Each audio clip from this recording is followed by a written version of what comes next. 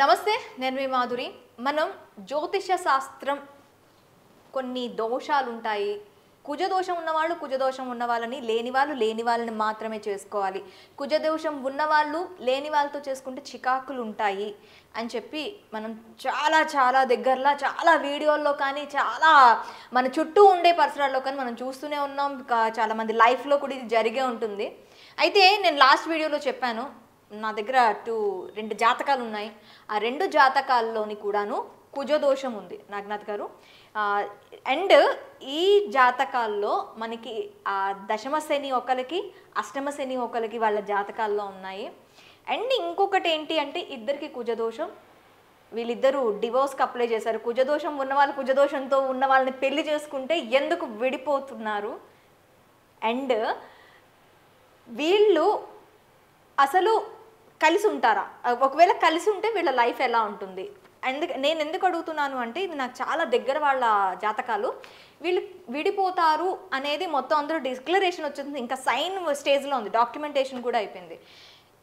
మీరు వస్తున్నారు కాబట్టి మీ దగ్గర తీసుకొని వచ్చాను ఈ జాతకాలు చెక్ చేసి ఒకసారి చెప్పండి నాకు. ఈ అమ్మాయి నక్షత్రము రోహిణి నక్షత్రం, జన్మలగ్నం వచ్చేసి వృశ్చిక లగ్నం. ఈ అబ్బాయిది వచ్చేసి కర్కాటక రాశి, ఆశ్లేష నక్షత్రం. కేసీఆర్ గారిది కూడా ఆశ్లేష నక్షత్రం. ఆశ్లేష నక్షత్రం. ఈ అబ్బాయి లగ్నం వచ్చేసి కన్య. ఇతనికి సప్తమంలో కుజుడున్నాడు. ఈ అమ్మాయికి కూడా సప్తమంలో వృషభ రాశిలో కుజుడున్నాడు. ఈ అబ్బాయికి మీన రాశిలో కుజుడున్నాడు. అంటే గణాలు కుజదోషం ఉన్నవాళ్ళని చేసుకోవాలి అని మీరు ఆల్రెడీ వివరణ చెప్పారు. ఇప్పుడు ఇది మీకు అర్థం కావాల్సింది ఏంటంటే, నేను సాంప్రదాయ జ్యోతిష్య శాస్త్రాన్ని ఎక్కడ కూడా ఇరాడికేట్ చేయను, దాన్ని తీసి పక్కన పెట్టి దాంట్లో లూపోల్స్ ఎతకను. నేను చూసేది కూడా date, time, place of birth మీదనే. వాళ్ళ జన్మ లగ్నం ఏంటి, వాళ్ళ నక్షత్రం ఏంటి, నక్షత్ర పాదము, రాశి, వాళ్ళ మహర్దశ, అంతర్దశ అన్నీ చూస్తాను నేను. కాకపోతే నేను చూసే కొత్త కోణం ఏంటంటే, ఇప్పుడు చూడండి, ఈ అమ్మాయి హరస్కోప్లో మీరు ఏ లాజిక్ మీద చెప్తున్నారని మీరు అడగకూడదు. ఎందుకంటే నా ప్రొఫెషనల్ ఫార్ములా అది. ఎందుకంటే ఆ ఫార్ములా నేను బుక్లో రాస్తున్నాను ఆల్రెడీ. ఆ బుక్లో మీరు చదువుకోవచ్చు. ఓకే, ఇది నేను ఇన్వెస్టిగేషన్ చేశాను కాబట్టి అది సీక్రెట్గా ఉంటుంది, బట్ నేను అనాలిసిస్ చెప్తాను మీకు. ఓకే, ఇప్పుడు ఈ అమ్మాయి కుజదోషం ఉంది, ఆ అబ్బాయి కుజదోషం ఉంది అంటున్నారు. సో అసలు అమ్మాయికంటూ ఇందాక ఏం చెప్పాను నేను, మన ఎపిసోడ్లో ఏం మాట్లాడుకున్నాము, పుట్టుకతోని ఒక స్వభావం ఉంటుంది. అది ఎట్లా నిర్ణయాన్ని శాసిస్తుంది అనేది కూడా మనం చర్చించాం. అవునా? మీ స్వభావం సింపుల్ అండి.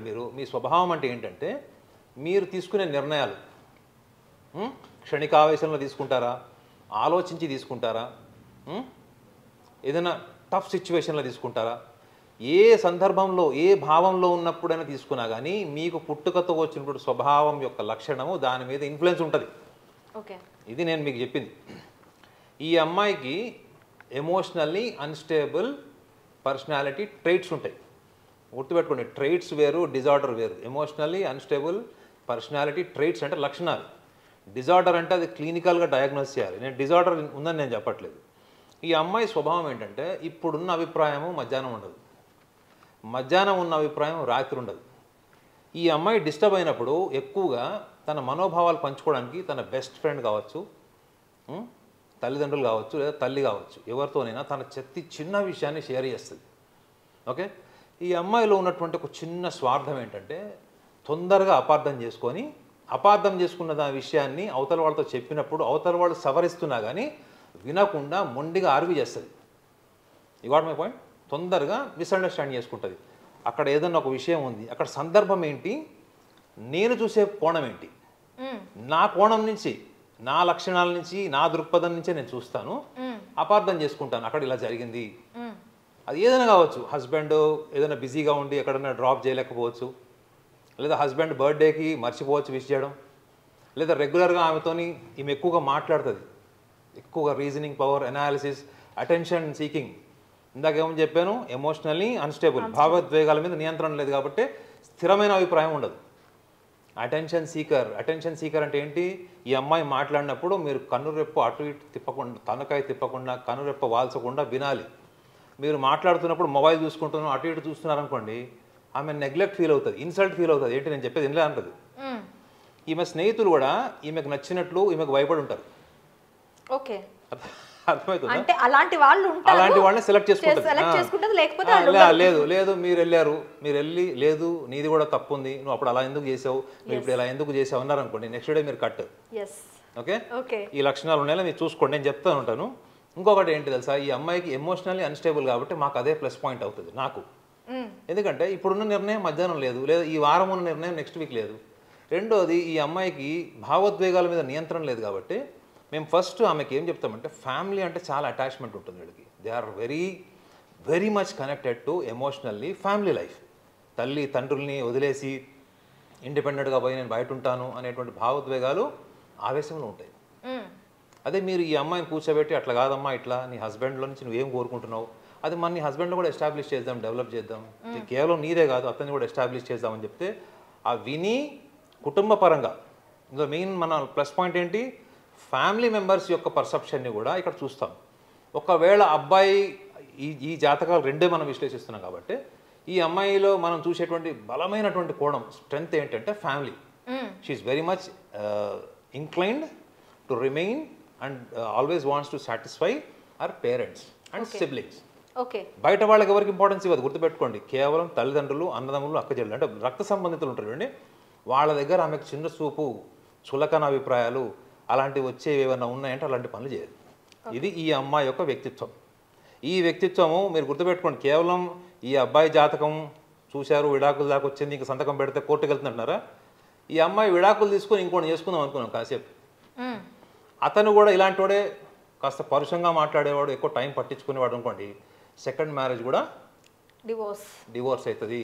సో జ్యోతిష శాస్త్రంలో కొన్ని పెరిఫరల్ ఇన్ఫర్మేషన్ ఉంటుంది మేడం. అంటే కొన్ని మనకు మేఘాలు వచ్చినప్పుడల్లా మనకు వర్షం వస్తుందా, ఉరుములు వచ్చినప్పుడల్లా వర్షం వస్తుందా, లేదు అన్నా.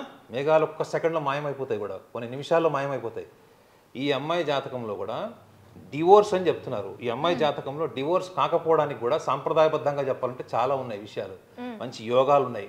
చంద్రమంగళ యోగము అంటే ఏంటి మీకు ఏం తెలుసు, చంద్రుడు కుజుడు కలిశాడు, కేంద్ర భావంలో కలిశాడు, చంద్రమంగళ యోగం నీకు తెలుసు.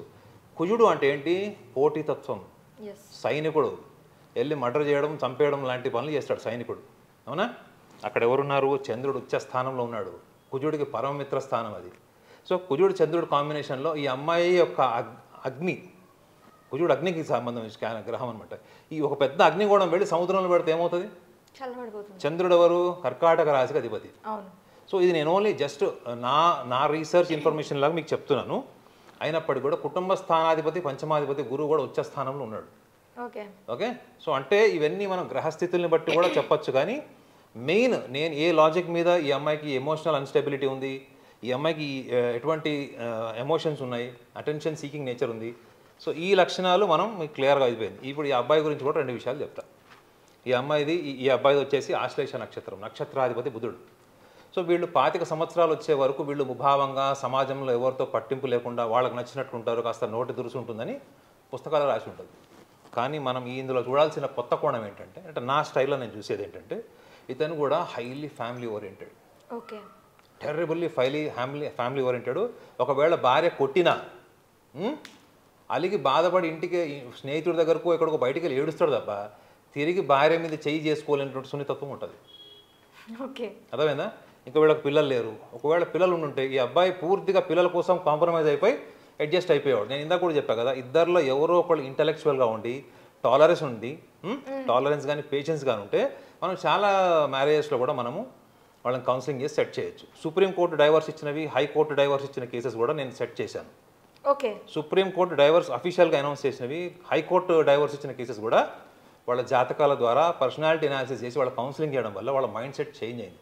ఇప్పుడు ఈ అమ్మాయికి ఎవరైతే సపోర్ట్ చేస్తున్నారో వాళ్ళ ఫ్రెండ్స్ కానీ వాళ్ళు ఏమైనా పర్సనల్ లైఫ్లో డిస్టర్బ్ అయి ఉండొచ్చు కదా, ఆమె భర్తతో సంతోషం లేకపోయి ఉండొచ్చు కదా, ఆమెకు డివోర్స్ అయి ఉండొచ్చు కదా, ఆమె పర్సనల్ గ్రడ్జ్, ఈమె పర్సనల్ గ్రడ్జ్ రెండు అవుట్పుట్ ఏమవుతుంది, ఒక డెసిషన్ కింద ఫామ్ అవుతుంది. అంటే ఒక భావం కింద మారుతుంది, ఒక ఎమోషన్ కింద మారుతుంది. ఎమోషన్ కింద ఎప్పుడైతే మనిషి ఒక విషయాన్ని నెగిటివ్గా తీసుకుంటాడో ఇంకా బుద్ధి కూడా అలానే తిరుగుతుంటుంది సైకిల్ టైర్ లాగా. మా దగ్గరకు వచ్చాక ఏమవుతుంది, పాజిటివ్ రీఇన్ఫోర్స్మెంట్. అసలు ఎందుకు జరిగింది, రూట్స్లో ఏం జరిగింది, నీ పాత్ర ఏంటి, ఆమెను తిట్టకుండా, విమర్శించకుండా, ఆమె మనసు నొప్పించకుండా ఆమెతో చెప్పిస్తాం. ఎట్లానో అటెన్షన్ ఎంజాయ్ చేస్తుంది కదా, అటెన్షన్ సీకర్ కదా, వింటది. కాకపోతే 3 గంటల నుంచి 5 గంటలు కౌన్సిలింగ్ టైం పట్టచ్చు. సో ఈ అబ్బాయి జాతకంలో కూడా మీరు చూసుకోండి, ఈ అమ్మాయి జాతకంలో ఉన్న లూప్ లైన్స్ అన్ని స్ట్రెంత్గా ఉన్నాయి. కుటుంబ స్థానం అబ్బాయికి బాగాలేదు, ఈ అబ్బాయి కుటుంబ స్థానం బాగుంది. ఈ అమ్మాయి జాతకంలో శనిగ్రహం అంటారు కదా, కష్టాలు పెట్టేవాడు, బాధ పెట్టేవాడు. ఈ అబ్బాయి జాతకంలో శనిగ్రహం బాగున్నాడు. ఓకే. సో ఈ అబ్బాయి జాతకంలో ఉన్న పర్సనాలిటీ ఏంటి అంటే ఈజ్ హైపర్ సెన్సిటివ్. అండ్ భార్య వదిలేసి వెళ్ళిపోతా అంటే తను ఆనందపడాడు, బాధపడతాడు, ఏడుస్తాడు. ఇక వైరాగ్యం వచ్చేసింది, నేను ఇస్కాన్లోనో ఇంకో చోట ఎక్కడో పోయి కలుస్తానని చెప్పేసి వైరాగ్య ధోరణే ఉంటుంది తప్ప గడ్డం పెంచేసి ఉంటాడు అనుకోండి. అంటే ఏంటి, భార్య వెళ్ళిపోవడం ఇష్టం లేదు. భార్య వెళ్ళిపోవడం ఇష్టం అయితే తనే కోర్టుకు వెళ్తాడు కదా ఫస్ట్, ఇంకొక అమ్మాయి రెడీగా ఉంటే తనే కోర్టుకు వెళ్తాడు. సో ఈ అబ్బాయిలో ఉన్నటువంటి ఈ హైపర్ సెన్సిటివిటీ, ఫ్యామిలీ ఓరియంటేషన్, అంటే at the same time is a very good listener. Okay.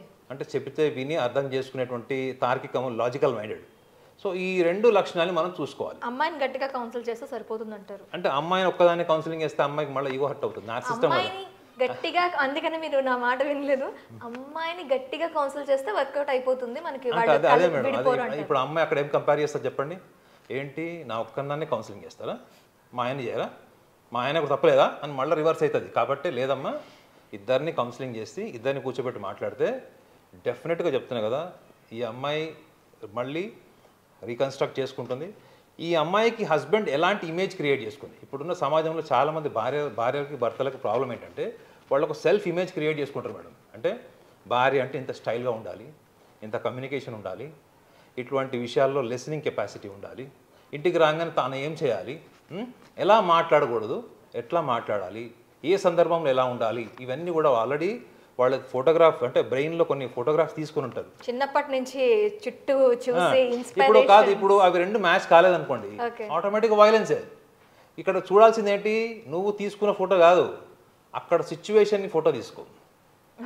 Counselling వల్ల ఏం జరుగుతుందంటే మీ ప్రెజుడిసెస్, మీరు ఏర్పరచుకున్న అభిప్రాయాలు, మీ జీవిత అనుభవాల నుంచి వచ్చినటువంటి ఆలోచనలు, వీటికి కౌంటర్గా ఏం జరుగుతుందంటే వాళ్ళు ఎప్పుడైతే ఇంట్రాస్పెక్షన్ జరుగుతుందో, వాళ్ళకి కౌన్సిలింగ్లో ఇంట్రాస్పెక్షన్ జరుగుతుంది, చాలా డీప్ ఇంట్రాస్పెక్షన్ జరుగుతుంది. ఇంట్రాస్పెక్షన్ జరిగిన తర్వాత మారని మనిషి లేడు. నేను నా కెరియర్లో చూశాను కదా. అయితే మీరు అద్దం ముందు వెళ్ళి నుంచున్నట్టు ఉంటుంది మీరు ఒక్కసారి కౌన్సిలర్ని కలిస్తే. ఎందుకంటే అప్పటి వరకు మీరు చూసుకోలేని కోణం, మీరు ఆలోచించని కోణం, మీరు నెగ్లెక్ట్ చేసినది, ఇగ్నోర్ చేసిన యాంగిల్ని కూడా కౌన్సిలింగ్లో తెలిసిపోతుంది.